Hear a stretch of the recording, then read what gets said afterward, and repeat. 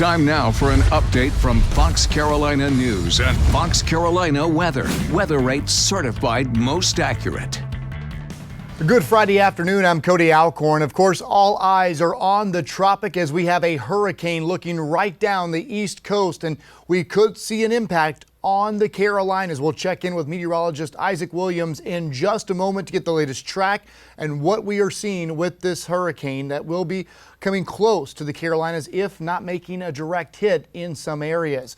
But right now, let's go to foxcarolina.com, and you can see our top headline, of course, is weather. We have our local forecast here. It's going to be a hot weekend, so folks need to be careful. We are also standing by for news conferences from both the North and South Carolina governors. We will be carrying those here on the air during the 4 o'clock news. We'll be streaming those inside our Fox Carolina News app and also on Facebook Lives. And we'll definitely have recaps on foxcarolina.com once those news conferences are over. We have just got new information from DHEC. 45 additional deaths confirmed today in South Carolina from COVID-19. We also have a new case of Miss C. Of course, that is that multi-system inflammatory syndrome in children.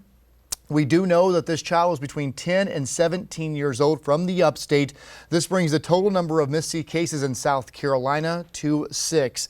And if you don't know a lot about this, there is a link here you can click on that'll take you to DHEC's website and explain more about Miss C, the symptoms, the conditions, and how it is treated. We also got new numbers from each county. You can go to our website here and break those down county by county.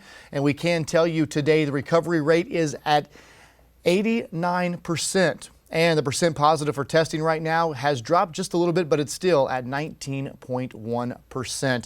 But again, you can see Tropics Tracker is activated on the website. That is our top story. We do want to give more time to Isaac right now. Isaac, it's looking like this hurricane could be more of an issue for the Carolinas than we first thought over the last few days. Yeah, Cody, Myrtle Beach and Wilmington, South Carolina and the North Carolina need to be on increased guard for a potential landfall Monday of next week. Until then, this evening, we're watching for a few storms to become possible around the sunset time frame, with temperatures very, very hot in the 90s, slowly falling into the 80s and 70s for the rest of the night. Same thing for the mountains, a few storms around sunset or so. Futurecast does bring those in. You can see by 7, 8, and 9 o'clock this evening, a few showers and storms certainly possible. But of course, all eyes on the tropics. What could be Hurricane ISAIAS still making a potential landfall right there at the South and North Carolina state line Monday afternoon. The bulk of the impacts, of course, staying well away from the western Carolinas.